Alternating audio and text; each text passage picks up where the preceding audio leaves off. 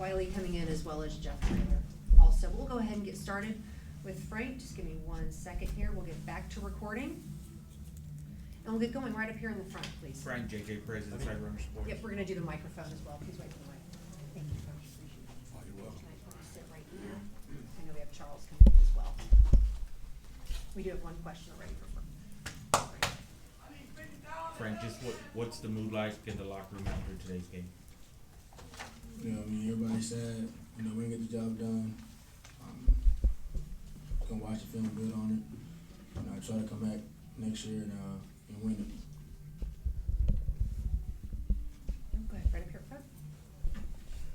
Frank, this was such a historic season for you guys. Do you think ending it with a loss like this changes anything about how you'll look back at it, or where does this fit into the picture of this great year that you guys put together? Like Coach Taylor always says, at the end of the day, we did win the conference. We did get a ring. We didn't win today, but we are champions. And try to get the positive and look at it like that.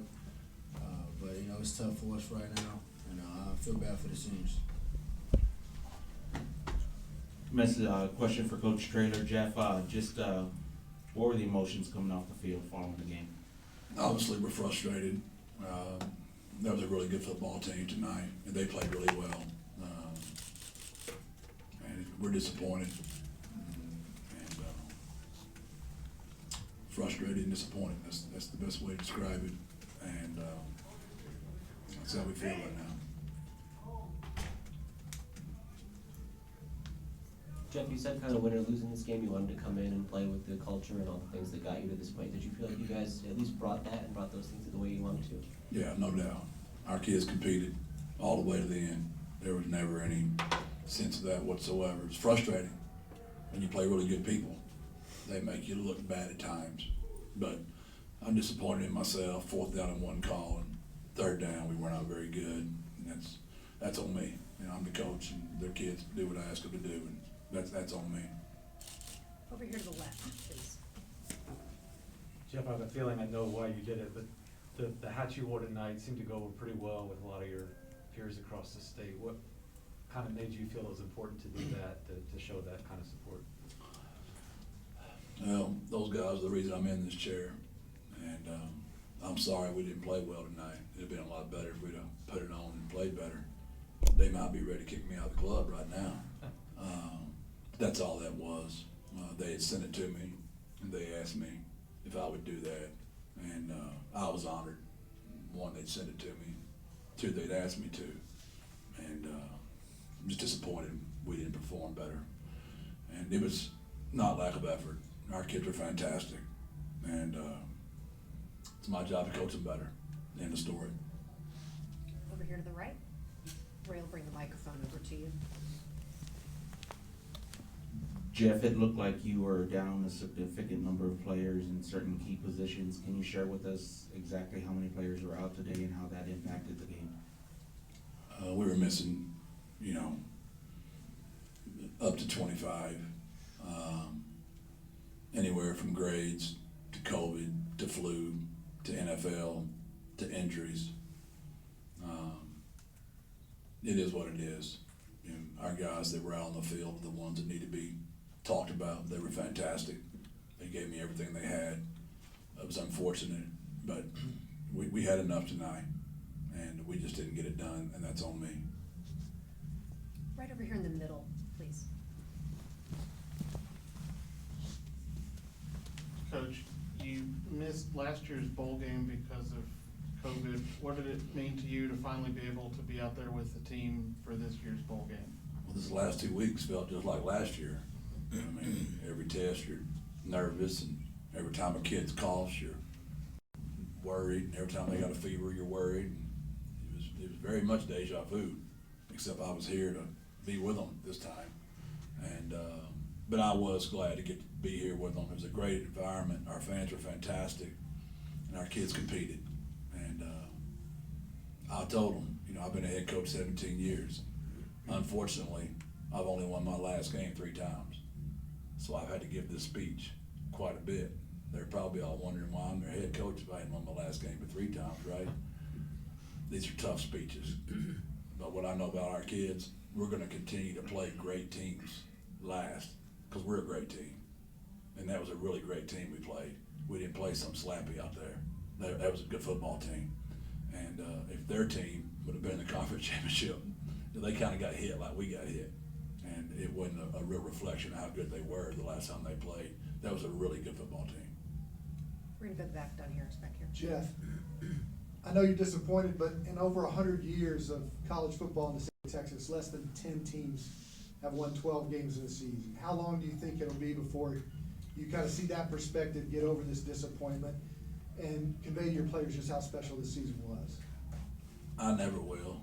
I mean, maybe when Jordan, Jake, and JC got some kids and I'm a grandpa in a rocking chair, you know, I might look back, but I gotta get Frank Harris ready to roll, right? I got a bunch of young kids out there. We got big plans.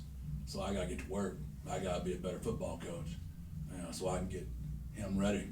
And I'm very grateful for guys like Chuck. Man, it chose to come back. Could have gone to the NFL last year.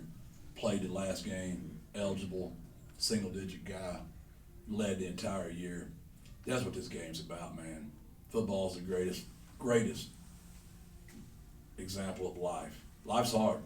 Everybody in this room got a tough story about something. And that's what football teaches you, man. And that's why I love to shoot hoops more than anybody. But it ain't like football. Football's tough. In the first quarter, it seemed like you guys were blazing offensively. Did you notice any defensive adjustments the Aztecs made? You know, they loosened their coverage a little bit, but not much. No, we just couldn't get the ball back, really, honestly. And, you know, he was fixing to hit on the mesh route on third down. He lost his footing, and he went down. That was probably the most surprising thing of the whole night is the footing. It was just how we slipped so much. And it was both teams. It wasn't like it was an excuse. But it was a slick surface. And, no, the 4th down and 1 call, I wish I'd have done something different and executing on third down, but it wasn't. I wouldn't so much as say it was them. It's just us. Jeff, the game seemed pretty chippy, and in the fourth quarter there was a drive where you guys had multiple personal foul penalties. Just what happened there? Oh, just what you said. It was real chippy. We're gonna go over here to the right, but Ray's gonna bring the microphone over to you. Frank, in regard to Don's question to Coach about how special this season was, I mean, you're coming back next year, and I assume you have some pretty big expectations. Kind of how do you balance the feeling of accomplishment with what you guys did this year to knowing what lies ahead of you? I think, you know, ending the season like this, we're going to add some fuel to the fire. Everybody's going to have a chip on their shoulder. And just thank the seniors for everything that they've done for us. And I hate that we went out like this. But Coach always says, you know, they set an expectation that the younger guys got to follow. And next year I'll be in that role as the older guy and try to bring everybody along with us. So next time we come out here, we can be victorious. Charles, what has this, being a senior, what has this final season meant to you to be able to win that first conference championship and make it to the bowl, even if it didn't end the way you'd like? I'll forever be a part of history. You know, as short as the college football has been for this university, for us to be able to, at such a short span, be able to accomplish what we have, it's a great thing. When I'm long gone, I'll forever be able to look back and say I was part of something special. I would like to thank these coaches and also the players and the staff and organization for allowing me to be the leader that I am, as well as just allowing me to be myself. You know, it's great.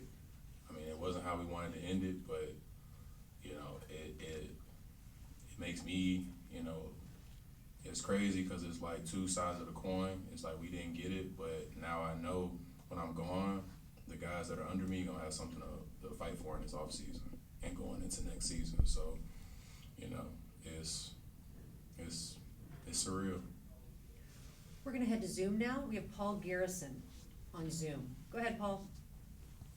Thank you. Coach, Paul Garrison, East Village Times in San Diego. Congratulations on a great year. The respect we have for you and everything that, you know, you guys have done. But the Aztecs did have that great of success passing the ball, but obviously today they did. Could you just talk maybe a little bit about the game plan and then, just what you think didn't happen for you guys in that area?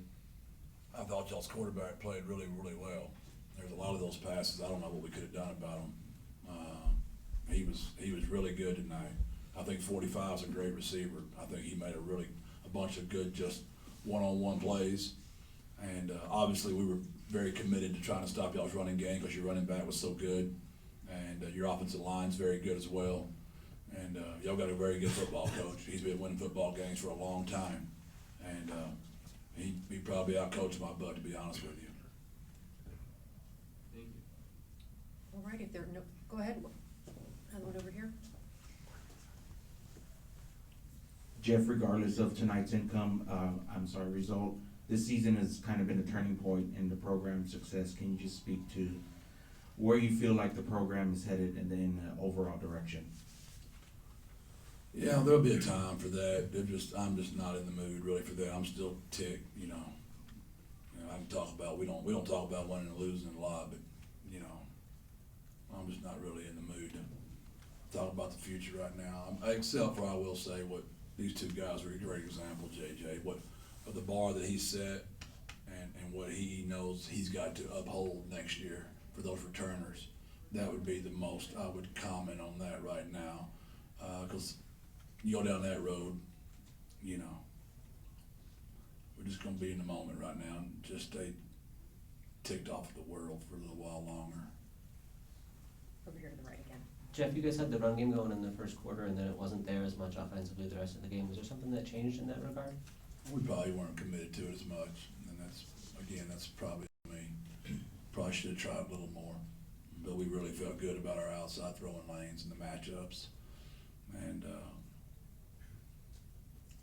then we just got out of rhythm a little bit, and probably should have tried a little bit more. But they're really good. They're the number 2 rush defense in the country. So when you go into the game, you're not just real fired up about the running game, right? But we did a great job up front, and probably lost a little confidence on 4th down and 1. We called power and we got stuffed. So that's on me. All right. Thank you, guys.